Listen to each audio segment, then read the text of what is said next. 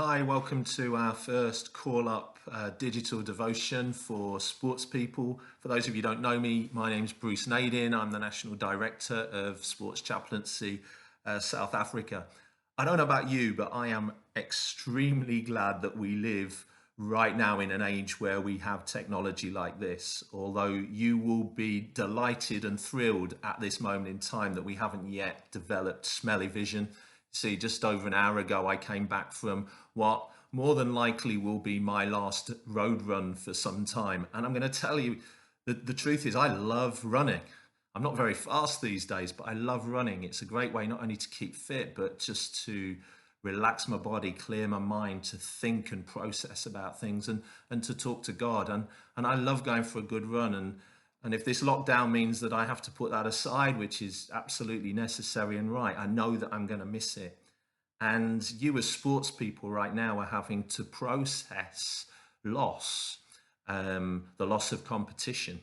You're having to process the loss of training with teammates, whether that's in an individual sport or whether that's in a team sport. You train with others, and in the midst of that, loss of something you love, something that makes you feel alive because it's a gift from God to you, there's also lots of uncertainty.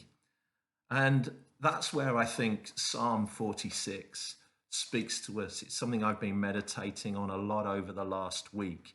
And it begins by saying, God is our refuge and strength, an ever present help in trouble. He's not abandoned us in the middle of this pandemic. And then it says this, and this blows me away. It says, therefore, we will not fear, though the earth give way and the mountains fall into the heart of the sea. I mean, I can't imagine anything as cataclysmic as what's being described here in poetry, as the earth giving way and the mountains crashing into the sea, and the kind of tsunamis that of waves that sweep across the oceans as the mountains drop into the waters. And yet, in some ways, it feels like that's what's happened in the world. Something cataclysmic has happened. We were getting on with our lives just a few weeks ago, doing what we always do, and now it feels just in a moment our world has been turned up on its head. And yet, in the middle of this incredible psalm, it says this: be still and know that I am God. Be still and know that I am God. So you think God is inviting us in this moment in history, this moment in our lives, to be still and know him. And the big question for me is God enough? Some of the things I love, I can't do anymore, but is God enough?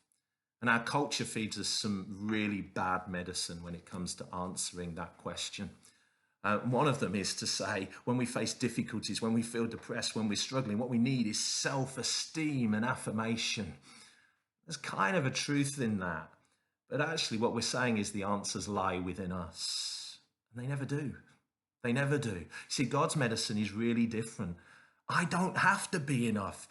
To be honest, right now I'm not. As my wife, she works with very vulnerable children and youth with HIV in one of our townships. And as she left this morning, she said, I don't know if I can do this. I'm not enough.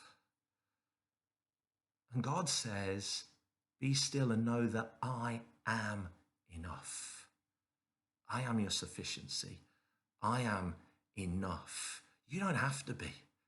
And as sports people, we often tell ourselves, you often tell yourselves, I've got this, I can do this. And in the heat of competition, as you train, as you try to overcome obstacles, that's great. But right now, none of us have got this. And it's okay to admit that. I haven't got this. And to be honest with ourselves and with others. But God says, be still and know that I am, and I am has got this.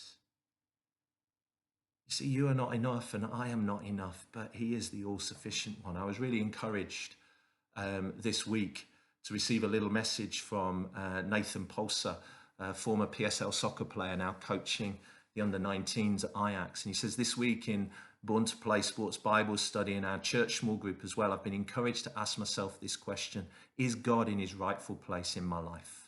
And one statement jumped at me. My sport, my work, my position, status, title, possessions must not be my God. And yet the truth is, so often they are. We turn good things into ultimate things. God is God above all, and he wants his rightful place in my life. And he goes on to say, let us use this time as influential, blessed sports people to share God's love with all and seek to have God at the center of our lives. And the only way we can do that as the world crashes in around us is by drawing close to God, of being still and knowing in ways that we've never known before as we pursue all our other loves, that he is God, he is enough, and he has got this, and he has got you. God bless you. Be still and know that he is God.